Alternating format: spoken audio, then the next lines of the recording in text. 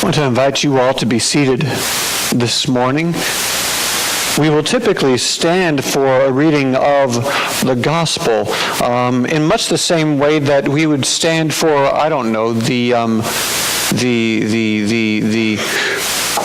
song to the flag. Why are words escaping me this way? It's because I didn't sleep. The national anthem, the Star-Spangled Banner. We would usually stand for that, but you don't necessarily stand for, like, God Bless America, some other great big patriotic song, right? And so this morning we're sharing a reading from the book of Genesis.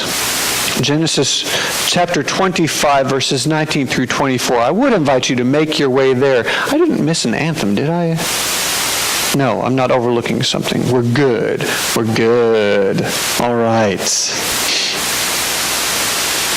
Genesis chapter 25 is a fun little story. We're sharing this morning, as you find in your bulletin, verses 19 through 34.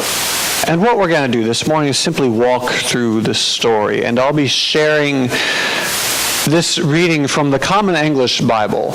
And if the Bible in front of you, or the Bible that you brought with you, or the one that you have on your tablet or fancy schmancy electronic reading mechanism, if that's a little different from this one, that is all right. I don't have the Hebrew in front of me. I don't read Hebrew. I wish I did. That would be a really cool gift to bring to the table. But somewhere in between your translation and mine, the words on your page and the words on mine, there is a word that God will speak to us together. Let the words of my mouth and the meditations of my heart be pleasing to you, Lord, my rock and my redeemer. So, a reading from Genesis starts this way. These are the descendants of Isaac, Abraham's son. And usually when you would start a reading in that fashion, what would follow would be something that would make for really bad sermon fodder. And Isaac begat Jacob and Esau and begat, and all this other stuff. It makes for about as good a sermon as a whole lot of those laws in the Torah. But this is not one of those. I think the author got distracted this time. As though he was saying, these are the descendants of Isaac, Abraham's son. Wait, I've got this really whacked out story about these dudes. So Abraham became the father of Isaac. Isaac was 40 years old when he married Rebekah. And as a side note, I need to make a point of showing Rebekah this verse in about 10 or 15 years. My Rebekah, not this one from 4,000 years ago. Isaac was how old? 40. Not 18, like some of you all may have gotten married, or even 25, not even 35, 40. 40 is that point at which maybe, just maybe, boys grow up enough to handle being married. 40. I need to tell Becca, wait until your partner is 40, or until you are 40, independent, happy.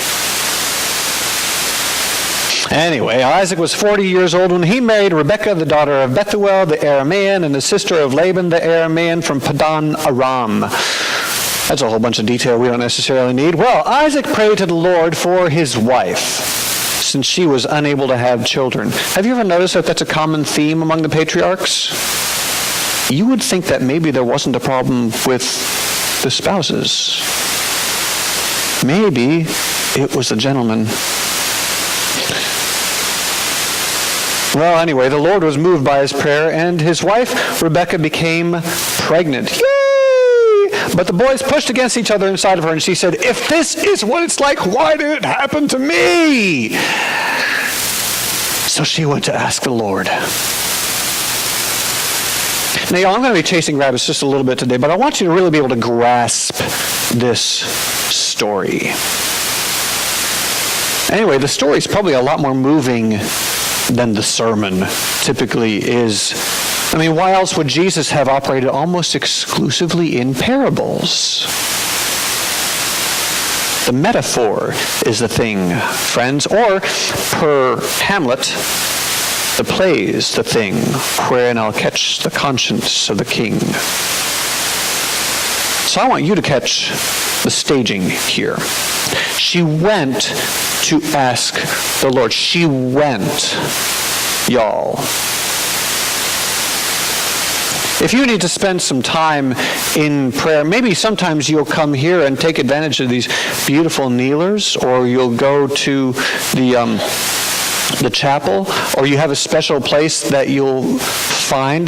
But more often, at least what I find myself doing, is if I need to spend time in prayer, I'm just going to stop right there, wherever I am. Or maybe I'll not stop, because sometimes the prayer is, Lord, take care of this person in front of me, or I will mow them over.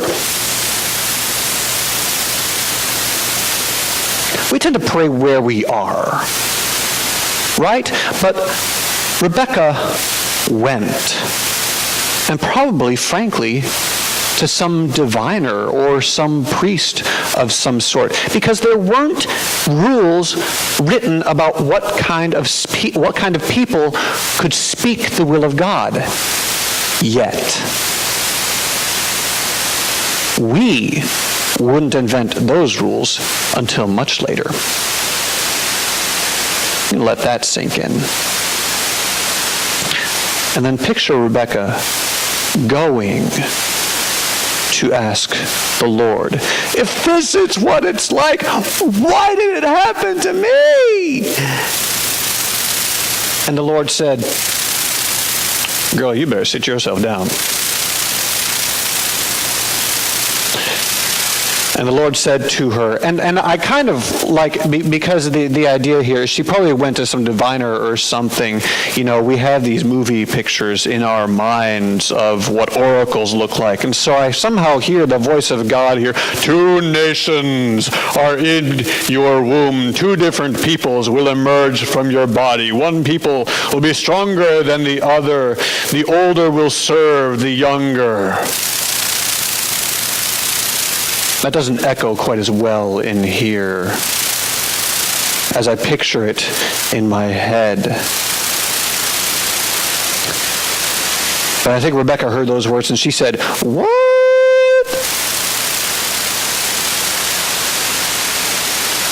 Because in those days, before there was Planned Parenthood to defund, there was no regular OBGYN visit every few weeks, and there was no ultrasound to point at and say, look, it's a boy, and look, it's another boy. Nope. All we get is 2 nations are in your womb. 2 different peoples will emerge from your body. We know what that means today because we know this story. And we've heard the promise to Abraham of many nations and countless as the stars in the sand. This would have been new news to Rebecca. And these words would have been weird and ambiguous. And I can picture Rebecca saying, look, thou whose name is unspeakable, but who art the bull of Abraham. Maybe I've let myself get a little happy with the peanut butter ice cream and the pickles, but there is no reason to say that I've got nations that are going to bust out of my loins. Because I've got no reason to think that Rebecca didn't have sass. I think it's in the name. Mine does.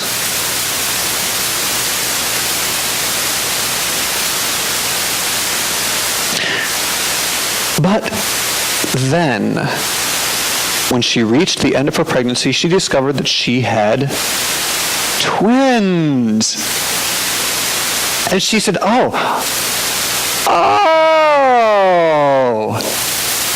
got it. Thanks, bull of Abraham. Maybe a little less poetry next time. Of course, you know, she was having babies. She probably said a lot of other things, too.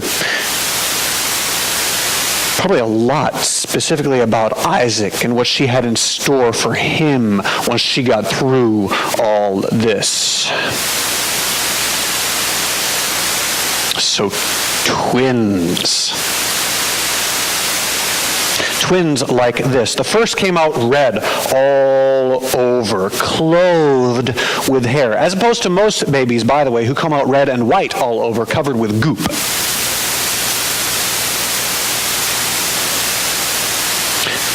And she named him Esau, which may have just been the first sound that came out of her mouth, because she had no time before, immediately afterward, his brother came out, gripping Esau's heel, and she named him Jacob. Isaac was 60 years old when they were born. Take a moment to process that. Y'all who are seeing or have already seen 60, how interested are you in raising infants again?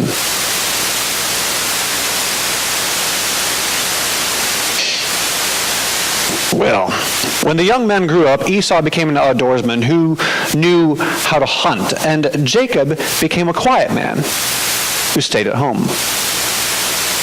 Isaac loved Esau because he enjoyed eating game, but Rebekah loved Jacob. Now, y'all, maybe there was some pushing and shoving when the kids were in the close quarters of Rebekah's belly.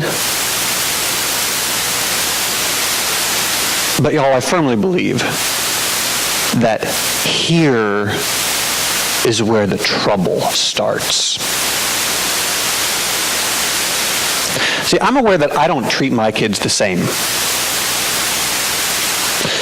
I don't parent them equally. They're growing up with wildly different personalities that y'all and we are just starting to see right now. And they're growing up with beautifully diverse gifts. I don't parent them the same. And I think that in the classroom, that process is called, or that practice is called differentiation. So what I aim for, and sometimes I manage, like on my best days when the wind is blowing just the right way, what I aim for is fairness. And that is not, however, what Isaac and Rebekah are doing. They're playing favorites. And what happens when you have a favorite child or a favorite grandchild? The children resent each other.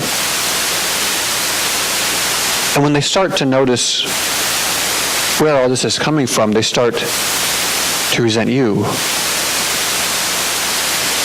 And what you do is you pit one against another. And then what you end up with are really seriously different children whose priorities are all askew because they're so deeply focused on how done wrong they are. So once when Jacob was boiling stew, Esau came in from the field hungry. When you spend that much time outside and that active, because hunting was a different thing then, he might not have come in just hungry. He might have come in hangry. Y'all know what hangry is? For you who haven't come across that word yet, we use it a lot in our house to describe our children sometimes, and me sometimes. Hangry is so hungry that you're angry. I think Esau may have come in from the field hangry, and he said to Jacob, "I'm starving. Let me devour some of this red stuff." And that's why his name is Edom, which is not the English cognate eat them. It's unrelated. Well, Jacob said, Sell me your birthright today. So Esau, who was quite the redheaded drama queen of the family, I firmly believe, said, OMG, dude, I'm about to die. I have zero poops to give about a birthright. And Jacob said, give me your word today. And he did. He sold his birthright to Jacob.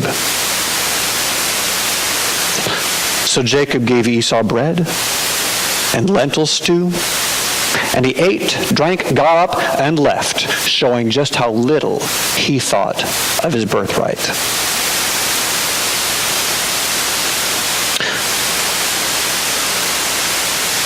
I'm going to assume that y'all have some experience with family dynamics. And I'm going to assume that you've been on both the receiving and the giving end of that impatience within our families that would be a lot less dramatic if you weren't family.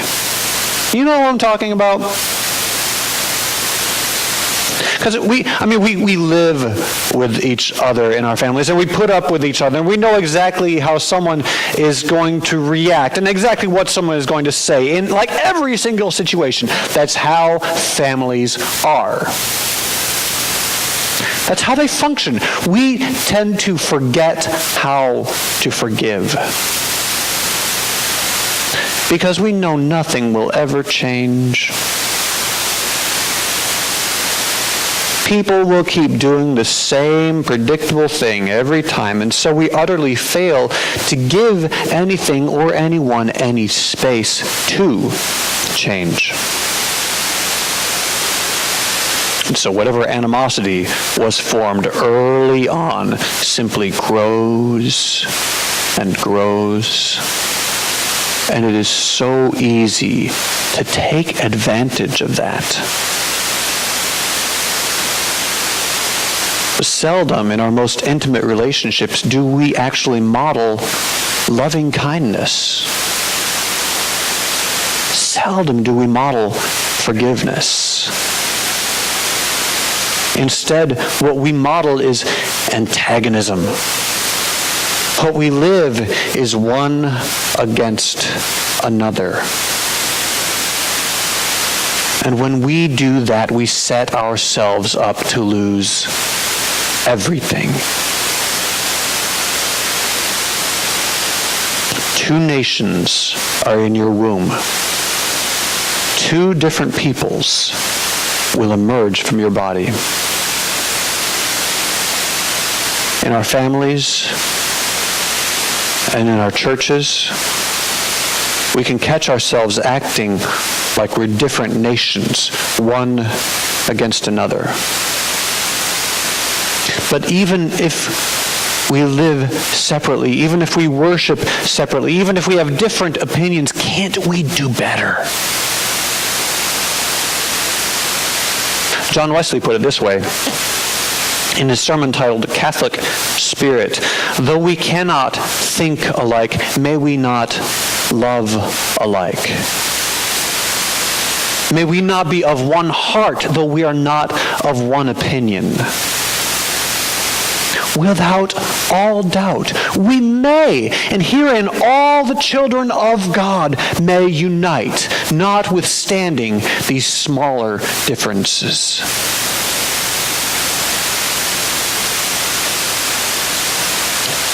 There's a pretty high likelihood you'll get into it with somebody this week. You'll lose your patience. You'll lose your cool. You might lose a lot more than that. And heck, it might even happen before you leave here. I hope not. I want to invite you to learn a lesson from these twins. Step back. Leave a little room for grace. Leave a little room to breathe, to let God's Spirit in And see if that changes your approach a bit. See if God can move through you. And maybe, just maybe, you'll let God's kingdom break in just a little through you. Maranatha, come, Holy Spirit. In the name of the Father, and of the Son, and of the Holy Spirit. Amen.